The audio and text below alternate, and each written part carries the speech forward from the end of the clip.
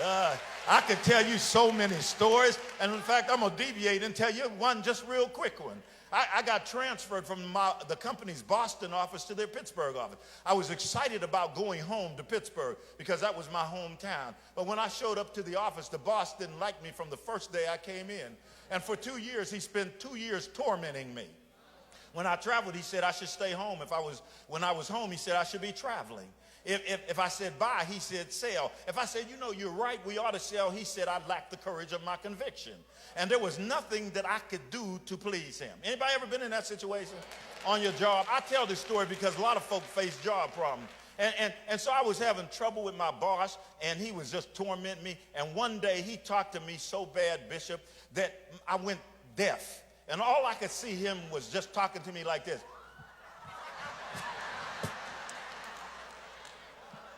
And the devil told me, I could see his pulse beating on the side of his head. And the devil said, if you just hit him there.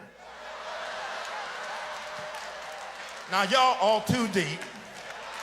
Y'all ain't never had that kind of thought. And I'm going to be honest, I considered it, but I didn't want to do the time. So I packed up my briefcase, and I said to myself, I'm going home, and I'm never going back to work again. I packed up my little briefcase, went and talked to my father. He was old school, and I told him how bad it was. I even cried a little bit. Dad, they taken me through. He said, boy, if you don't get up out of here.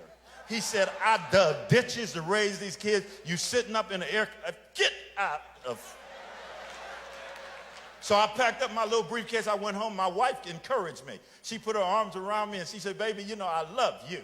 And she said, you know, let me tell you this. The reason I married you is because you're the kind of man that can take something.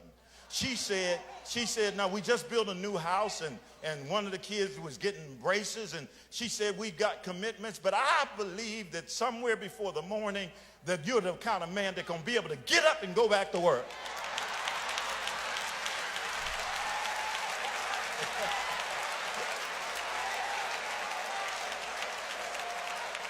That was what my daddy said. But she said it so much nicer. So I had a sleepless night. My pajamas were soaking wet. I struggled during the night about what I was going to do. And the Lord told me to get up and go to work. And so I got up hard-headed, didn't want to go. I got in the shower and ran all the hot water out the tank. Went to work, stopped at all the yellow lights, trying to delay the inevitable. And when I walked into the office, the receptionist said to me that Les Rawson, the senior vice president from the home office, waiting for you on the phone. Now, who ever heard of them calling and waiting for you? The devil said, you should have quit. They're going to fire you. So when I picked up the phone, he said, hey, Ed, how you doing? How's the wife and kids? The devil said, see, he's setting you up. So I'm listening to all this, you know, kind of waiting for the shoe to drop. And he said, look, yesterday at about 3:30, it was about 3:30 that I was watching Fred's head. And he said about 3:30, he said, look, we were reviewing the progress of the Pittsburgh office, and we were very unhappy with it, and we made a decision that we need to make a change. He said, we reviewed your work ethic and your performance, and he said, after reviewing everything, we decided instead of going out in the office, that effective immediately, you're in charge of the office. And everybody is reporting to you. Y'all know I needed a praise break. So I went in the men's room.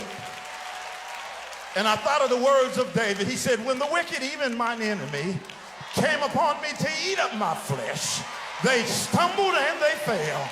He said, though an host shall encamp against me, in this will I be confident. One thing have I desired of the Lord, and that will I seek after, that I may dwell in the house of the Lord all the days of my life. For in the time of trouble he shall hide me in the secret of his.